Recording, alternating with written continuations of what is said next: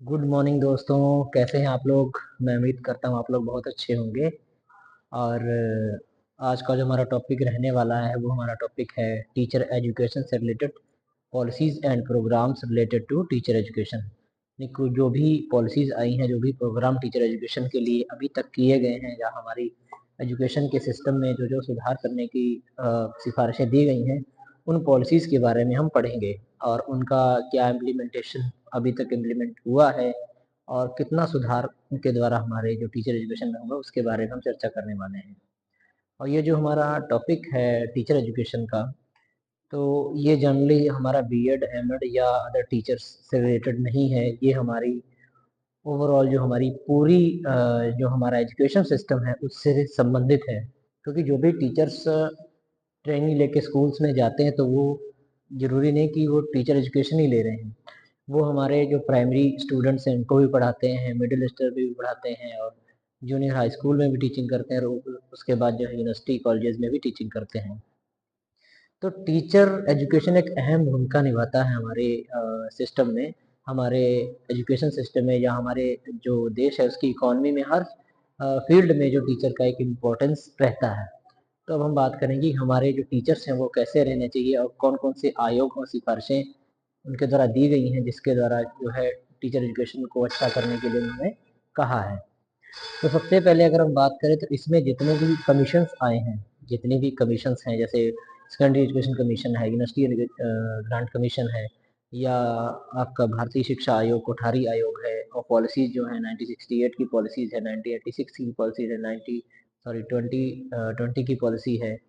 ठीक है, programme of action है। और जो टीचर एजुकेशन से रिलेटेड जो कमीशन था, चट्टोपाध्याय जो कमीशन था, उसके बारे में, तो जितने भी पॉलिसीज हैं आज हम सभी के बारे में चर्चा करेंगे और सभी में थोड़ा सा माइनर सा डिफरेंस है, लेकिन अगर हम उस पर डिस्कशन करेंगे तो काफ़ी इजी हो जाएगा हमारे लिए इसको समझना, और समझना ही जरूरी होता है, बाकी चीज़ें तो हम लोग कर ही लेते हैं।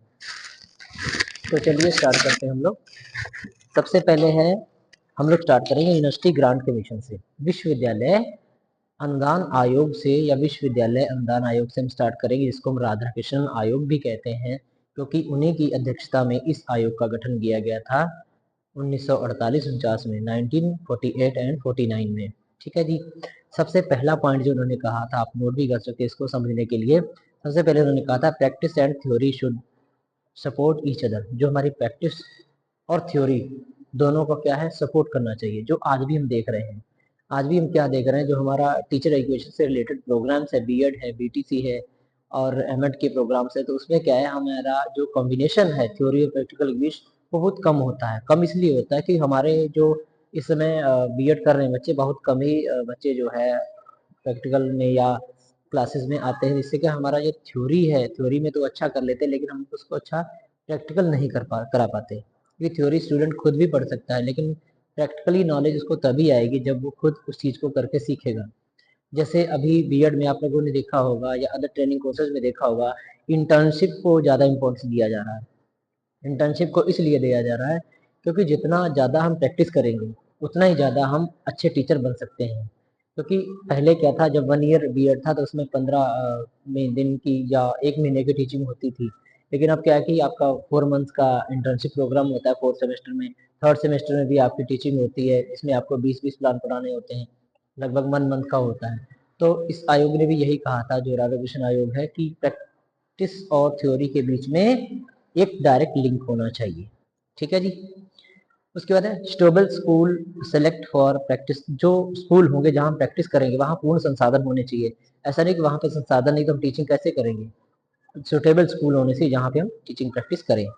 अनुभवी शिक्षकों को शिक्षक महाविद्यालय में नियुक्त करना। और जो ये एजुकेशन कमीशन था, यूनिवर्सिटी ग्रांट कमीशन, ये हायर एजुकेशन से रिलेटेड था। ठीक है, तो इन्होंने इसी पे बल दिया कि जो हमारे कॉलेजेस होंगे वहाँ पे क्वालिफाइड टीचर्स होने चाहिए जो अच्छे से टीचिंग करा सके, अच्छे से बच्चों को सिखा सके। ठीक, तो 3 पॉइंट हो गए।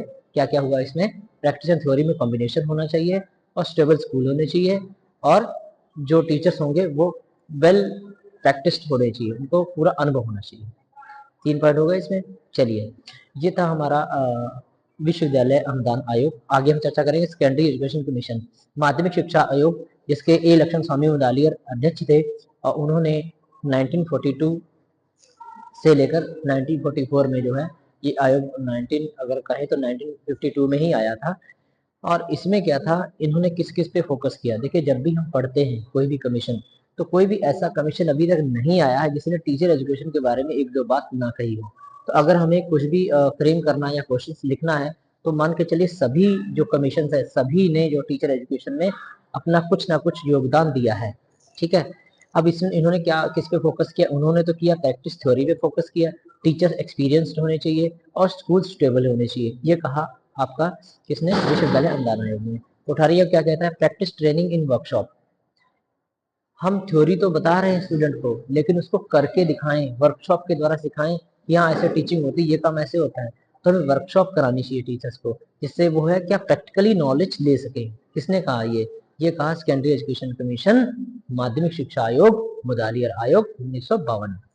No fee in training colleges, training college में फीस नहीं होनी चाहिए, बिल्कुल फ्री ऑफ कॉस्ट होना चाहिए, जिससे क्या है जो गरीब बच्चे वो भी पढ़ सके।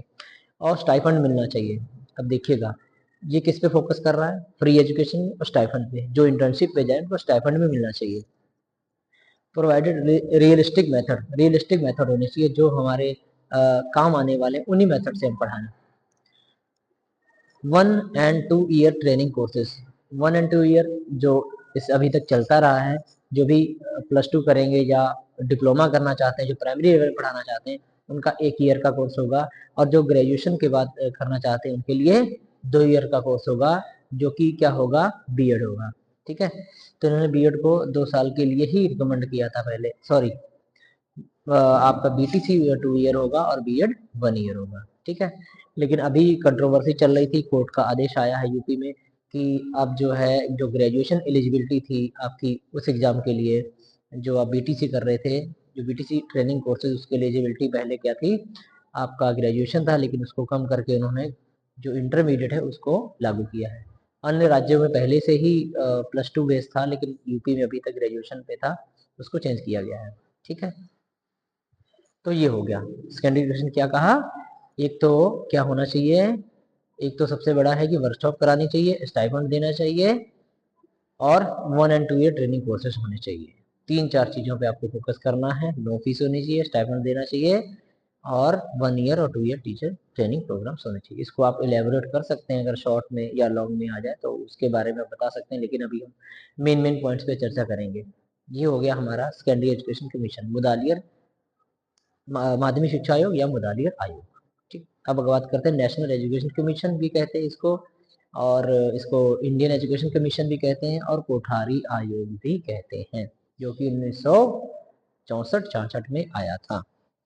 इसमें क्या कहा गया कि चयनित महाविश्वविद्यालय में शिक्षा विभाग की स्थापना की जाए, जो कुछ सिलेक्टेड यूनिवर्सिटीज है वहां पर एजुकेशन बोर्ड खोला जाए, और शिक्षक शिक्षा अध्ययन अनुसंधान जो टीचर्स एजुकेशन है उसकी स्टडी कराई जाए, और उस पर रिसर्च भी की जाए, क्योंकि रिसर्च से हमें पता चलता है कि कहाँ पे कमियां हैं, और उन कमियों को सुधार के हम आगे उस शिक्षा में नई चीजें ऐड कर सकते हैं।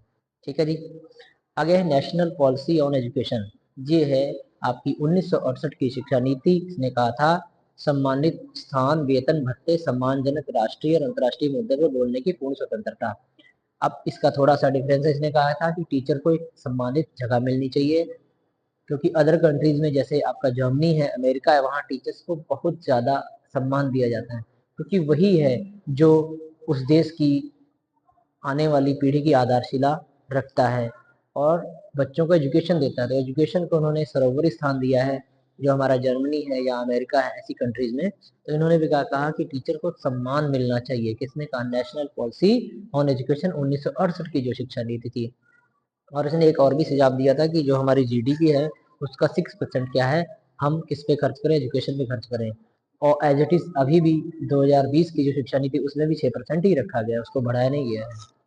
वेतन भत्ते सम्मानजनक होने चाहिए, क्योंकि उस समय जो हमारा टीचर्स का व्यवसाय था उस समय इसको अच्छा नहीं समझते थे लोग, लोग नौकरी करने नहीं जाते थे, कुछ वेतन कम थे, या कोई भी आप समझ सकते हैं। आज के ज़माने में तो हर कोई चाहता है कि मैं एक अच्छा टीचर बन जाऊँ, घर का टीचर बन जाऊँ। तो उस समय ऐसा नहीं था, तो वेतन भत्ते आकर्षक होने चाहिए। किसने सजेशन दिया, नेशनल पॉलिसी ऑफ एजुकेशन जो है 1968, उसने सुझाव दिया था सम्मानजनक राष्ट्रीय अंतर्राष्ट्रीय मुद्दे पर बोलने की पूर्ण स्वतंत्रता होनी चाहिए। हम राष्ट्रीय स्तर पर अंतर्राष्ट्रीय स्तर पर बोल सके ताकि हम और अच्छा कर सके, अपने देश को आगे ले जा सके, हमें पूर्ण स्वतंत्रता होनी चाहिए। ये बात कही थी नेशनल पॉलिसी ऑन एजुकेशन 1968। ठीक है, इतनी बात ही करनी है। टीचर को वेतन भत्ते सम्मान मिलना चाहिए। आप ट्रिक से याद कर सकते हैं इसको, उसको इलेबोरेट तो आप अपने शब्दों में कर ही लेंगे। उसके बाद है national commission on teachers. National commission on teachers, teachers का जो नेशनल कमीशन था, जिसको हम चट्टोपाध्याय कमेटी भी कहते हैं, जो कि 1983 और 85 में आया था। तो ये था हमारा पहला एजुकेशन कमीशन जो टीचर्स पे आया था। इसने क्या कहा कि 12 वर्ष के बाद, मतलब इंटर के बाद 4 वर्षीय बीएड कार्यक्रम होना चाहिए, जो कि हम लोग आज सुन ही रहे हैं, इंटीग्रेटेड बीएड और की बात कर रहे हैं। 4 ईयर्स इंटीग्रेटेड में सुविधाएं, 1 वर्षीय बीएड को 220 दिन तक बढ़ाया जाए। जो 1 साल का हमारा बीएड होगा उसमें थोड़ा सा इंक्रीजमेंट किया जाए, जो हमारी गर्मी की छुट्टियां हैं उनको भी इंटर्नशिप के रूप में इसमें ऐड कर दिया जाए। कुशल शारीरिक रूप से मजबूत अध्यापक कुशल होने चाहिए। उन्होंने ये भी कहा था कि शारीरिक गठन टीचर्स का एक अच्छा होना चाहिए। अगर हमारा शारीरिक विकास अच्छा है तभी हम आगे कुछ न अच्छा कर पाएंगे। तो कुशल टीचर्स होने चाहिए। एक कॉलेज में एक शैक्षिक प्रौद्योगिकी शिक्षक, एक जो है एजुकेशनल टेक्नोलॉजी का टीचर होना चाहिए।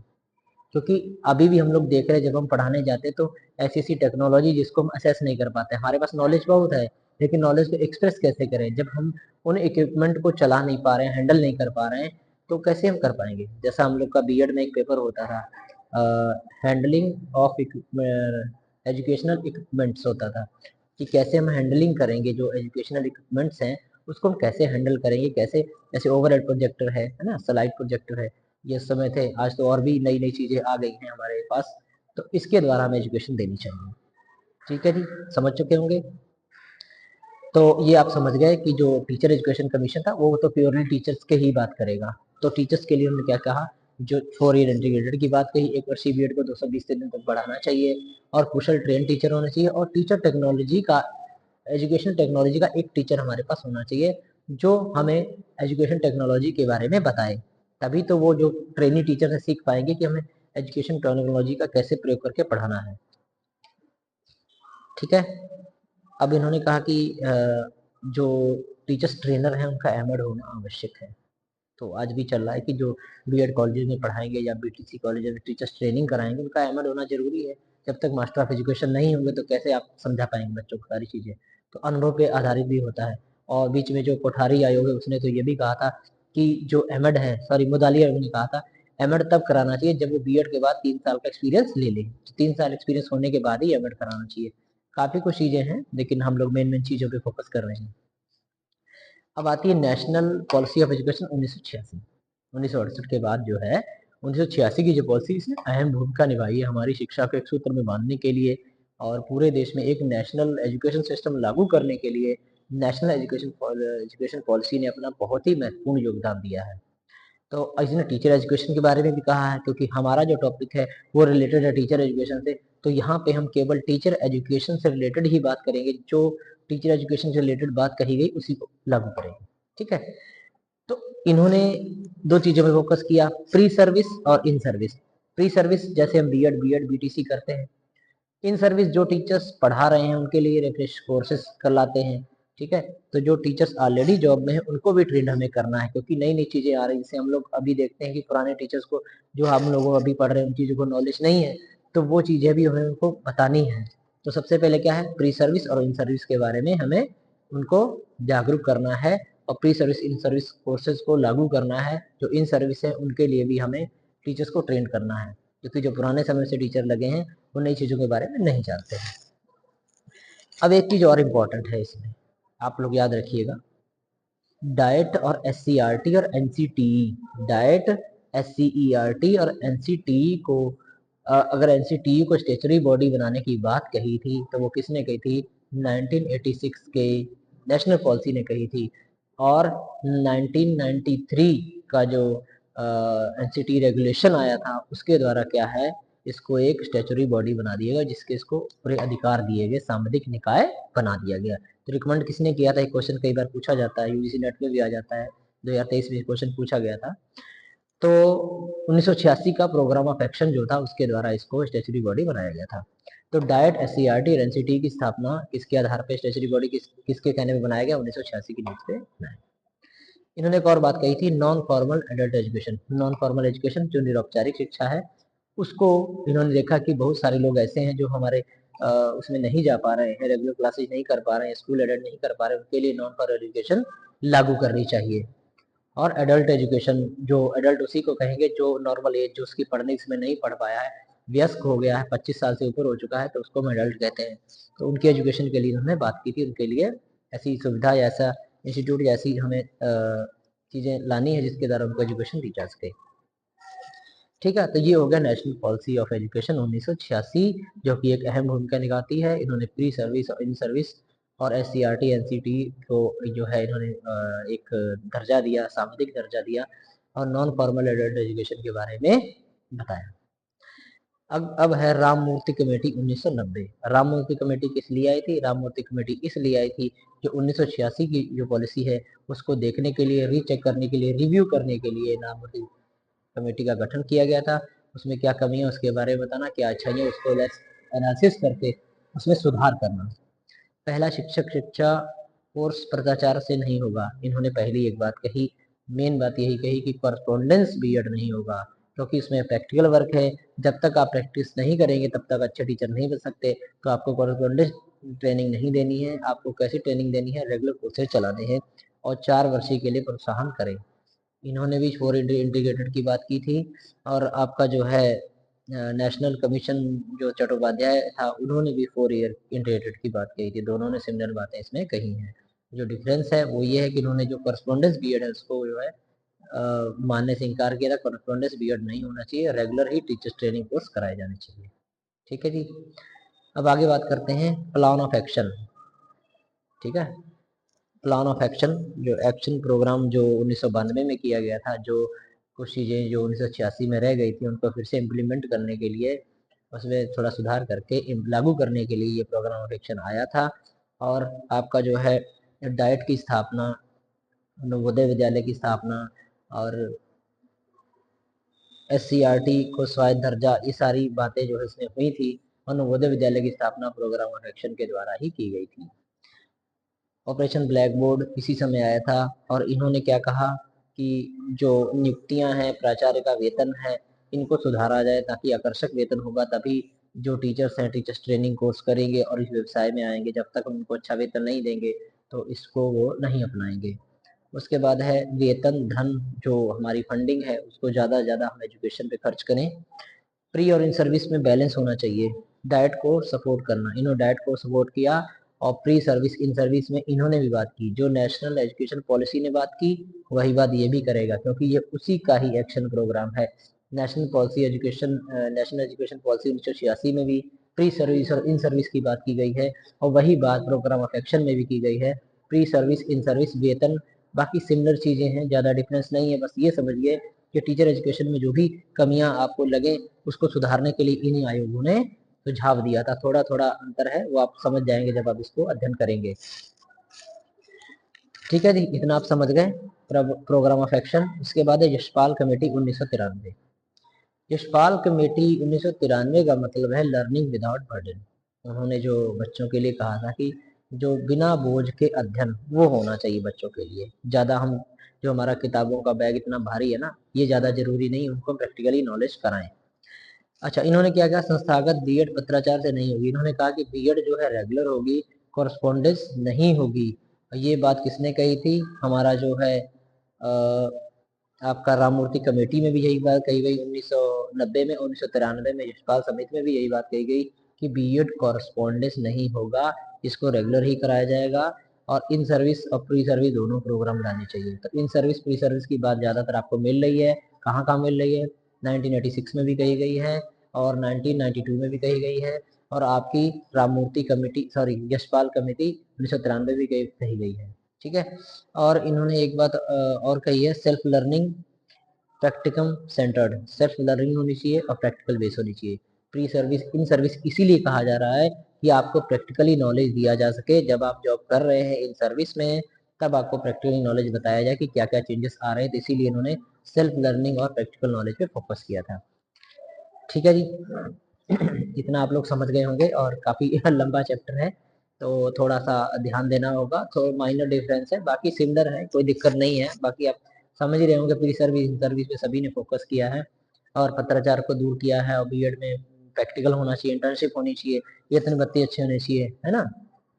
तो कुल मिलाकर यही इवेल्युएशन में हम लिख सकते हैं, जो जो कमियां हमने देखी इनको सुधारने के लिए उन्होंने कहा है। थोड़ा सा आज क्लास थोड़ी लंबी होगी, क्योंकि हम लोग सोच रहे हैं कि टीचर एजुकेशन को एक ही क्लास में देख लिया जाए। एनसीएफ 2005 जो नेशनल करिकुलम फ्रेमवर्क है 2005, उसने क्या क्या सुझाव दिए। विद्यार्थी केंद्रित होना चाहिए। सबसे पहले तो यही बात है कि जो हमारा करिकुलम है टीचर सेंटर्ड नहीं होगा। टीचर जो चाहेगा वो नहीं पढ़ाएगा, हम पढ़ाएंगे क्या, जो स्टूडेंट की इंटरेस्ट के अनुसार होगा, स्टूडेंट की एबिलिटी के अनुसार होगा, स्टूडेंट की क्षमता के अनुसार होगा, वो हम पढ़ाएंगे। तो एनसीएफ क्या कहता है, टीचर स्टूडेंट सेंटर्ड हमारी एजुकेशन होनी चाहिए। और शिक्षार्थी स्वायत्ता, ऑटोनोमस होना चाहिए। शिक्षार्थी जो चाहे वो सीख सके, सीखने के सुगम बनाना चाहिए हमें।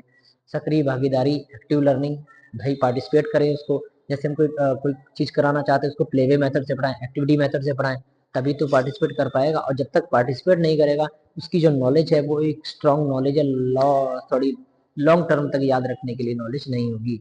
जब हम स्टूडेंट को पार्टिसिपेट कराते हैं, साथ में काम करवाते हैं, तो उससे जो नॉलेज प्राप्त करता है स्टूडेंट, वो लॉन्ग टर्म तक उसे याद रहती है। और क्या कहा इन्होंने, ज्ञान का विकास और सृजन।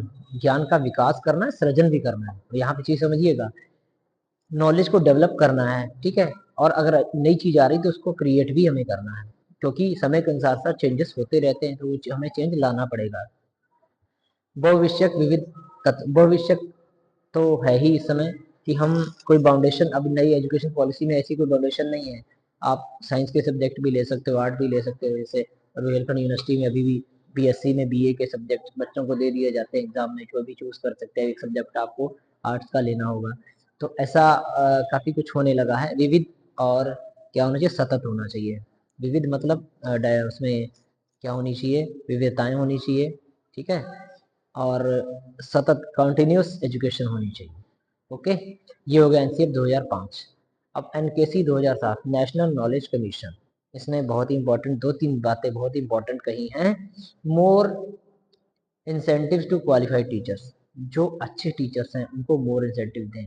भाई अगर आप अच्छा पेमेंट नहीं देंगे तो टीचर एक रुचि के साथ काम नहीं करेगा। तो जो अच्छे टीचर हैं उनको अच्छा इंसेंटिव दिया जाए, ताकि वो अच्छे से काम करें। जब वो अच्छे से काम करेंगे, अच्छी एजुकेशन देंगे, बच्चों को मेहनत करेंगे, तो हमारे जो स्टूडेंट्स हैं वो अच्छा एजुकेशन दे पाएंगे, हमारा एजुकेशन सिस्टम बढ़ पाएगा। एक मिनट, हाँ जी। तो थोड़ा ब्रेक लेना पड़ा, स्टूडेंट कोई आया था हमारा। कहाँ पे थे हम लोग, नेशनल नॉलेज कमीशन पे, ठीक है। मोर इंसेंटिव देना चाहिए टीचर्स को, अच्छे टीचर्स अच्छी नॉलेज दे सकें। और कार्यालय का काम नहीं लिया जाएगा। हाँ, ये बहुत अच्छी बात कही, जो मैं बता रहा था ना, कि जो टीचर्स है उससे टीचर्स का काम लिया जाए। अब हमारे यहाँ गवर्नमेंट टीचर जो प्राइमरी में, उनसे क्या होता है, मिड डे मील कराइए, जनगणना कराइए, स्टूडेंट को फिल करिए, उनकी डायरी बनाइए, कितना सारा काम है। तो वो कैसे पढ़ाने की तरफ दिमाग लगा पाएगा। तो टीचर से क्या है, कार्यालय का काम नहीं लिया जाएगा। और web based portal, ideas, information और एक्सपीरियंस का आदान प्रदान करना। जैसे आज आपके पास कोई अच्छी नॉलेज है, आप हमें ट्रांसफर करना चाहते हैं, तो ऐसा एक वेब बेस्ड होना चाहिए हमारे पास, कि हम अपने नॉलेज को, एक्सपीरियंस को ट्रांसफर कर पाएँ, ठीक है। आइडियाज को ट्रांसफर कर पाएँ, इन्फॉर्मेशन को ट्रांसफर कर पाएँ। तो ये होगा कि वो नॉलेज हमारे सब में बढ़ जाएगी, और हम आगे जो स्टूडेंट्स हैं उनको अच्छी नॉलेज दे सकते हैं। नॉलेज अच्छी तभी दे सकते हैं जब उस नॉलेज को हमारे पास आएगी, ट्रांसफर होगी। अगर वो नॉलेज एक ही जगह है तो हम अच्छा विकास नहीं कर पाते। कई बार ये होता है ना कि टेक्नोलॉजी के अभाव में कोई नई चीज आती है, हमारे पास बहुत दिनों बाद पहुंचती है। तो ये चीजें हैं। ये जो नेशनल नॉलेज कमीशन है, इसमें ज्ञान की ही बात की है। तो इसका कहना यही है टीचर एजुकेशन के लिए, कि वेब बेस्ड पोर्टल होना चाहिए, जिससे हम आइडियाज, नॉलेज, इंफॉर्मेशन को ट्रांसफर कर सकें एक जगह से दूसरी जगह तक। और कोई टीचर्स पे बर्डन नहीं होगा, केवल वो टीचिंग का काम करेंगे, ऑफिस का काम नहीं करेंगे। ओके। प्री सर्विस, प्राइवेट और रेगुलर दोनों कॉलेजों इन सर्विस में सुधार। जो प्री सर्विस कोर्सेज हैं वो प्राइवेट कॉलेज भी करा सकते हैं, और जैसे सेल्फ फाइनेंस कॉलेज हैं, और रेगुलर तो करा ही रहे हैं। और इन्होंने इन सर्विस में भी सुधार किया है, कि जो इन सर्विस में टीचर्स हैं उनके लिए भी सुधार होना चाहिए, क्योंकि ये कमीशन नॉलेज के लिए था, ज्ञान को कैसे बढ़ाया जाए। तो ये बात तो जरूरी कहेगा कि नॉलेज हमें कैसे बतानी, कैसे बढ़ाना है। और इन सर्विस, प्री सर्विस की रिकमेंड तो ये करता ही है। ठीक है, मैं उम्मीद कर रहा हूँ आप लोगों को ये समझ में आया होगा एनकेसी नेशनल नॉलेज कमीशन। अब बात करते हैं 11वां नंबर जो पॉइंट है NCFTE 2009-10 national curriculum framework for teacher education, कि टीचर एजुकेशन के लिए करिकुलम कैसा होना चाहिए, ये NCTE ने बनाया है। इसमें क्या कहा गया है, शिक्षक शिक्षा के लिए एक ढांचा, आजीवन सीखने, चिंतनशील विकास। देखिए, आजीवन सीखने, हमें लाइफ टाइम सीखना होगा। अगर हम ये कहें कि आज हमने सीख लिया, हम टीचर बन गए, असिस्टेंट प्रोफेसर बन गए, आप पीछे रह जाएंगे। आपको अपडेट करना होगा अपने आप को, हर समय अपडेट करना होगा, क्योंकि teacher is always a student. अगर आप स्टूडेंट की तरह नहीं कर रहे हैं तो आप हर फील्ड में पीछे रह जाएंगे। ठीक है, तो आजीवन सीखना है, किसने कहा, NCFTE जो national curriculum framework teacher education है। और चिंतनशील विकास और व्यावसायिक विकास के सिद्धांत पर आधारित है। चिंतनशील विकास, क्रिटिकल थिंकिंग होनी चाहिए, और वोकेशनल डेवलपमेंट जरूर होनी चाहिए। जब वोकेशनल डेवलपमेंट नहीं होगा, हमें जॉब्स अच्छी नहीं मिलेगी, तो हम क्या है उस चीज को अडॉप्ट करना छोड़ देंगे, टीचिंग लाइन में जाना छोड़ देंगे। तो ये कहा NCFTE ने। और क्या कहा, अनुभवात्मक अधिगम और अभ्यास, experiential learning and practice. Experiential learning होनी चाहिए। हम बच्चे को सिखा दिया, रट के पास कर लिया, एक्सपीरियंस क्या सीखा उसने, कुछ नहीं। बच्चे ने एडमिशन लिया, साल भर आया नहीं, लिख दिया, मूल्यांकन हो गया, चेक हो गई कॉपी, उसके नंबर मिल गए, क्या सीखा उसने। तो एक्सपीरियंशियल लर्निंग होनी चाहिए और प्रैक्टिस पर डिपेंड होना चाहिए। ठीक है, विविध और समावेशी शिक्षा में पढ़ाने के लिए तैयार रहना। विविध, डिफरेंट टीचिंग मोड्स, जैसे आप किसी और मेथड से पढ़ाना है। और समावेशी शिक्षा जो इंक्लूसिव एजुकेशन है, जो फिजिकली डिसेबल्ड हैं, मेंटली डिसेबल्ड हैं, उनको पढ़ाना है, तो दोनों के लिए टीचर्स ट्रेंड होना चाहिए। हमें अलग से टीचर ना लगाना पड़े, उसी टीचर को हम ऐसा ट्रेंड करें जो दोनों में, विविध और समावेशी शिक्षा में पढ़ा सके। ठीक है, समझ रहे होंगे, क्योंकि ये NCFT है तो टीचर एजुकेशन से रिलेटेड है, तो टीचर्स के लिए अलग अलग चीजें बताएगा। आजीवन और निरंतर शिक्षक शिक्षा, आजीवन, हमें लाइफ लॉन्ग सीखना है और निरंतर सीखते रहना है। ये सजेशन देता है NCFTE, हमारा नेशनल करिकुलम फ्रेमवर्क जो टीचर एजुकेशन का है। मुझे कहता है हम लाइफ लॉन्ग सीखें और निरंतर सीखते रहें, वही अच्छा टीचर होगा। ठीक है, तो तीन चार चार बातें की इन्होंने इसमें कही कि हमारा टीचर ऐसा होना चाहिए जो इंक्लूसिव एजुकेशन क्लासेस में भी पढ़ा सके और विविध क्लासों में पढ़ा सके। और हमारी जो एजुकेशन किस पर रिलेटेड, किससे संबंधित होनी चाहिए, अनुभवात्मक होनी, एक्सपीरियंशियल होनी चाहिए, एक्सपीरियंशियल लर्निंग होनी चाहिए और प्रैक्टिस पर आधारित होनी चाहिए। ठीक है, हम खुद करके सीखें। जो हमारा टीचर्स है वो उसमें क्रिटिकल थिंकिंग होनी चाहिए, चिंतनशील होना चाहिए। ठीक है, अब ये तो हो गया NCFTE 2009-10। अब लास्ट में आता है NEP 2020, इम्पोर्टेंट पॉलिसी है, हो सकता है इससे ही पूरा क्वेश्चन आ जाए आपका, तो कि NEP ने टीचर एजुकेशन के बारे में क्या कहा है। ठीक है, तो अब बात करते हैं NEP 2020, जो कि क्या है जो कि निरंतर व्यवसायिक विकास, लैंगिक संतुलन, छात्रों की विविध जरूरतों को पूरा करने के लिए प्रवेश प्रक्रियाओं और पाठ्यक्रम को समावेशी बनाना। जो नेशनल एजुकेशन पॉलिसी है, यहाँ पे हम केवल उसी चीज़ की बात करेंगे जो टीचर एजुकेशन से रिलेटेड पॉइंट्स बताए हैं, हम उन्हीं की बात करेंगे यहाँ पे। ठीक है, अदर चीज़ें हम डिस्कस नहीं करेंगे, कोई हमारी वीडियो बहुत बड़ी हो जाएगी फिर। तो यहाँ पे क्या कहा, निरंतर व्यवसायिक विकास करना। निरंतर हमारा जो व्यवसायिक विकास होना चाहिए, हम एक जगह रुके ना हो, हमारा विकास बढ़ते रहना चाहिए, पहली बात। फिर कहा लैंगिक संतुलन, जो बॉयज एंड गर्ल्स में हम करते हैं ना पार्शियलिटी, वो टाइप नहीं होना चाहिए, उनमें लैंगिक संतुलन, जो बैलेंस होना चाहिए, उनमें सेक्सुअल बैलेंस होना चाहिए। छात्रों की विविध जरूरतों को पूरा करने के लिए प्रवेश प्रक्रियाओं, छात्रों की जो डिफरेंट नीड्स हैं उनको पूरा करने के लिए पाठ्यक्रम को समावेशी बनाना। जैसे कोई आर्ट का स्टूडेंट है, कोई साइंस का स्टूडेंट है, कोई अदर चीज़ को सीखना चाहता है, तो हमारा जो करिकुलम होना चाहिए वो क्या, समावेशी होना चाहिए, उसमें सारे ऑप्शंस होने चाहिए। स्टूडेंट जो सीखना चाहे वो सीख सकता है, उसके पास विकल्प बहुत सारे होने चाहिए। ये किसने कहा, हमारी एजुकेशन पॉलिसी जो 2020 उसने ये सुझाव दिया। और भेदभाव विरोधी नियमों को सख्ती से लागू करें, जो भेदभाव कर रहे हैं उनको सख्ती से हटाना।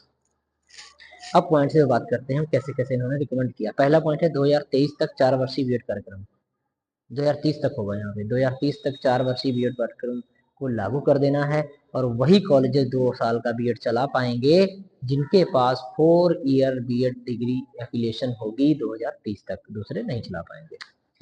4 वर्ष वाले 1 वर्ष बीएड कर सकें, 1 वर्ष जो 4 वर्ष स्नातक करेंगे वो 1 साल का बीएड कर सकते हैं। 2030 तक शिक्षक शिक्षा विभाग स्थापित करें, जो टीचर एजुकेशन का जो डिपार्टमेंट है, इन्होंने कहा है कि वो कॉलेजेस में होना चाहिए 2030 तक। NHERC आप लोग समझते होंगे, national higher education regulatory council, national higher education regulatory council. इसमें क्या है कि जो हमारा हायर एजुकेशन है उसके लिए एक परिषद होनी चाहिए जो उसको रेगुलेट करे।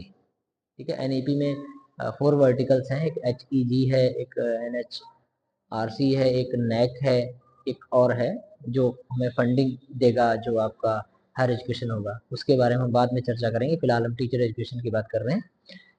NTA जो है एंट्रेंस कराएगा बीएड के लिए। ये NEP 2020 ने सुझाव दिया कि जो NTA के द्वारा बीएड में एंट्रेंस कराया जाएगा बीएड एडमिशन के लिए, और 4 वर्षीय बीएड में योग्यताधारी छात्रवृत्ति दी जाएगी। जो अच्छे बच्चे होंगे उन्हीं को स्कॉलरशिप दी जाएगी 4 ईयर में।